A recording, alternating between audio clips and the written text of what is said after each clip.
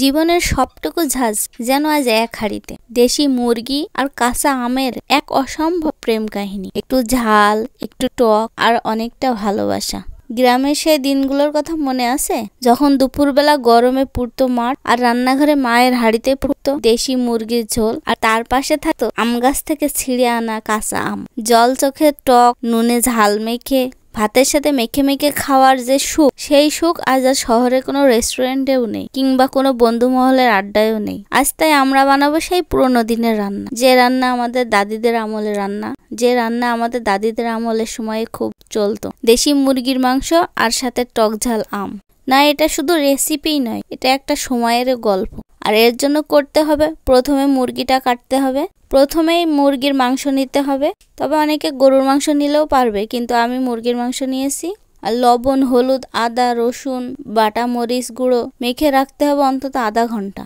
আর এগুলো মাখতে মাখতে আমার শাশুড়িকে বললাম যে গাছ থেকে আম পেড়ে নিয়ে আসতে। তো এই আমগুলো পাড়ার পর আমগুলো ভালো করে ধুয়ে পরিষ্কার করে কিউব আকারে কেটে নিয়েছি। তো কেটে নেওয়ার পর এটা ব্লেন্ডারে দিয়ে এর সাথে কিছু লবণ আর কয়েকটা কাঁচা ঝাল দিয়ে এটা ব্লেন্ড করে নিয়েছি। আপনাদের যদি শিলপাটা থাকে তো শিলপাটাই বেটে নেবেন। আর গরমে আমার ভালো লাগছিল না, এজন্য আমি সহজে ব্লেন্ডার করে নিয়েছি। আর ব্লেন্ডার করার পর এটা সাইডে রেখে দিয়েছি। দেওয়ার পর কড়াইয়ে তেল দিয়ে, তেল হালকা গরম হলে পেঁয়াজ কুচি করে রেখেছিলাম যে পেঁয়াজগুলো দিয়ে দিয়েছি, আর রসুন দিয়েছি, দিয়ে ভেজে নিয়েছি। ভেজে নেওয়ার পর জিরে গুঁড়ো, মরিচ গুঁড়ো, মশলা গুঁড়ো সবকিছুই দিয়েছি। দেওয়ার পর এটা ভালোভাবে নেড়ে নিয়ে এর ভিতরে যে আম যে পেস্ট করে রেখেছিলাম, আমের পেস্টটা দিয়ে দিয়েছি। তো এটা দিয়ে কিছুক্ষণ নাড়ার পর তেল ছেড়ে দিলে এর ভিতরে তো যে মাংসটা ম্যারিনেট করে রেখেছিলাম এই মাংসটা দিয়ে দিয়েছি। আর এই মাংস দেওয়ার পর এটা চুলোর জাল মিডিয়াম করে রেখে ভালোভাবে নাড়াতে হবে, একটু হাতে সময় নিয়ে।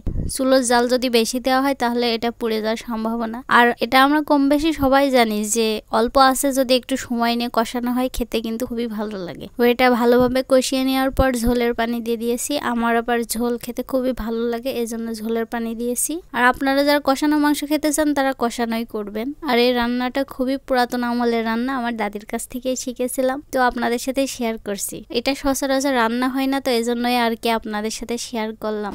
যখন ভোরের আলো ঘুম ভাঙায় মাটির ঘরে, আজ হাঁড়ি পাতিল মেজে সাজিয়েছি রান্নাঘরে। আজ রান্না হলো আলাদা কিছু, টক মিষ্টি ভালোবাসার রাঁধুনি। সেই গল্পটাই আজকে আমি আপনাদেরকে শোনালাম, ভালোবাসার স্বাদে ভরা এক প্লেট ভাতের সাথে। এই যে দাদি রান্না করতেন কাঁচা আম দিয়ে মুরগির মাংস, প্রতিবারই দাদাকে বলতেন এটা তোমারই প্রিয়, তোমার জন্যই রান্না করেছি।